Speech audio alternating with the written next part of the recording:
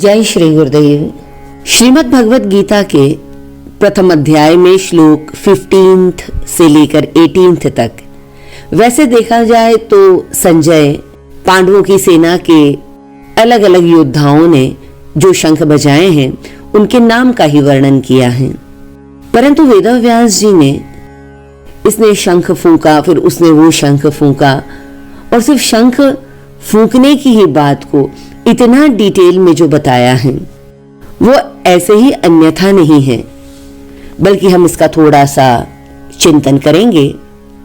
श्लोक नंबर 17, काश्यश्च परमेश्वासः शिखंडी च महारथः धृष्टद्युम्नो विराटश्च सात्यकिश्च पराजितः। तो सबसे पहले परमेश्वासः यानी जिन्होंने अपने हाथ में श्रेष्ठ महान धनुष लिए हैं, महाधनुर्धारी कौन है?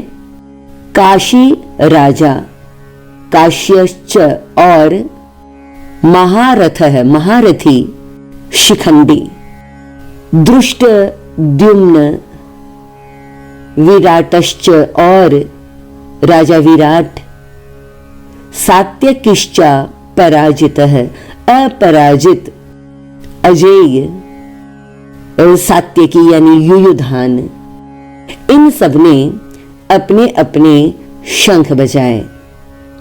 अगला श्लोक 18 भी हम इसी में सम्मिलित करें। द्रुपदौ द्रौपदेयाश्च सर्वशः पृथिवीपते सौभद्रश्च महाबाहुश् शंखान् दद्मुः पृथक पृथक। संजय धृतराष्ट्र से कह रहे हैं कि हे पृथ्वीपते, इन सबके साथ राजा द्रुपद, द्रौपदेयाश्च और द्रौपदी के 5 पुत्र, सौभद्रश्च सुभद्रा के पुत्र अभिमन्यु जो महाबाहु हैं यानी जिनकी लंबी लंबी भुजाएं हैं, सर्वशः इन सभी ने पृथक पृथक अलग अलग अपने अपने शंखान दद्मुः यानी अपने अपने शंख बजाए। संजय ने जब शंख वादन का वर्णन किया तो कौरवों की तरफ से सिर्फ भीष्म के ही शंख का वर्णन हुआ, यानी कौरवों की सेना जो अधर्म के पक्ष में है उनका अधिक वर्णन करना उचित नहीं है।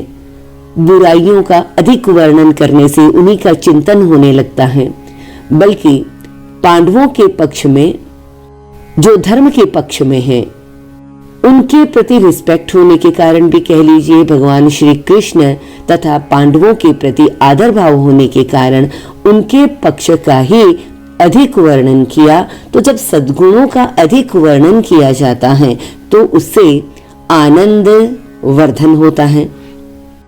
देखिए, नर से नारायण बनने की जो प्रक्रिया है, यह मानव जीवन हमें मिला ही नर से नारायण होने के लिए है। भगवत गीता के इन श्लोकों का चिंतन मनन, उनका भावार्थ जानकर उसे हम जितना जीवन में यदि उतारते चले जाएं और हमारे जीवन में सद्गुणों का विकास हो जाए, तब तो समझिए कि किसी नर ने भगवत गीता को सुना जो नर से नारायण हो रहा है। और अन्यथा यदि ये विकास जीवन में नहीं हुआ तो समझेंगे कि किसी नर से भी निम्न शायद किसी जानवर ने ही सुना हो। तो देखिए कितना सुंदर है कि सबसे पहले श्री कृष्ण ने शंख बजाया हमारे ही भीतर, राइट फ्रॉम अवर बर्थ, जो निरंतर उपस्थित हैं हमारे ही भीतर की वो परम आनंद की चेतना, वह आत्म अनुभव जो निरंतर शंख फूंक रहा है और हमें अपनी ओर बुला रहा है। और जैसे ही हम उसके प्रति सजग होते हैं, जागरूक होते हैं, अपने बुद्धि, अपने मन की डोर उसके हाथों में सौंप देते हैं, तो हमारे भीतर से निरंतर जन्म होने वाली समाधि की 5 स्थितियां, 5 पांडवों के शंख जो बजे वो उसी का प्रतीक हैं। और जब हम निर्विकल्प समाधि की सर्वोच्च स्थिति तक पहुंचते हैं, तो फिर हमारे भीतर कई सारे महारथी, कई सारे सद्गुण विकसित हो जाते हैं। 18 महारथियों के जो नाम लिए गए, काशी राजा जो मैच्योर्ड इंटेलिजेंस का प्रतीक हैं, ऐसे व्यक्ति के क्या लक्षण हैं? जो समाधिस्थ हो गया तो उसका इंटेलिजेंस मैच्योर होगा। फिर शिखंडी जो भक्ति का प्रतीक है, उसके भीतर शुद्ध भक्ति जागृत होगी। धृष्टद्युम्न जो अनुभव आ रहा है भीतर, आत्मिक अनुभव की और गहरी प्यास बढ़ेगी। विराट अपने ही स्वरूप का अनुभव, उसके प्रति सजगता, उसके प्रति संवेदनशीलता बढ़ती है।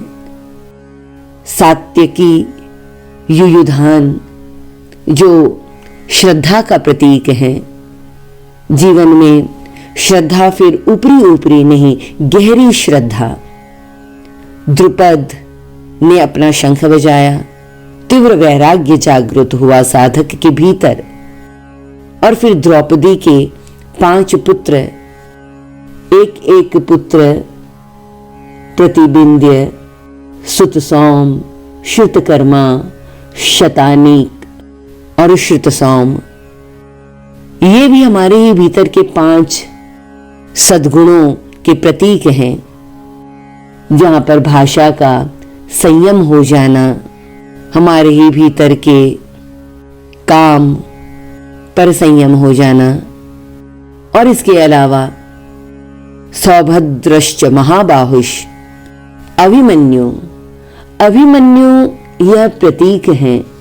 देखिए, अभिमन्यु ने द्रोणाचार्य के द्वारा जो निर्मित चक्रव्यूह था उसका भेदन किया, और अपनी मां के गर्भ से ही वह यह सीख कर आया था। तो यह इस बात का प्रतीक है कि हर जीव जब इस संसार में आता है तो वह मां के गर्भ में जिस आनंद की परम स्थिति को अनुभव किया है, वह अनुभव करके आता है, और जीवन भर वह उसी आनंद की खोज करता है। और फिर इस सृष्टि के चक्रव्यूह का जब वह भेदन कर जाता है, तो वह नारायण की अनुभूति करते करते नर बनता है इस सृष्टि में आने के बाद। और इस सृष्टि के इस चक्रव्यूह का जन्म, मरण, सुख, दुख, मान, अपमान, काम, क्रोध, लोभ, मोह, इन सब का भेदन करते हुए वह फिर से नारायण की स्थिति में, अपने ही भीतर समाधि की उस उच्च स्थिति में निरंतर और लगातार एक लंबे समय तक बने रहने की जो क्षमता है, वह क्षमता उसके भीतर बढ़ जाती है।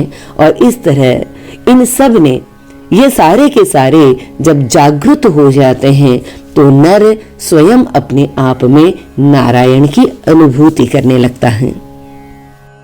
हरि ओम तत्सत।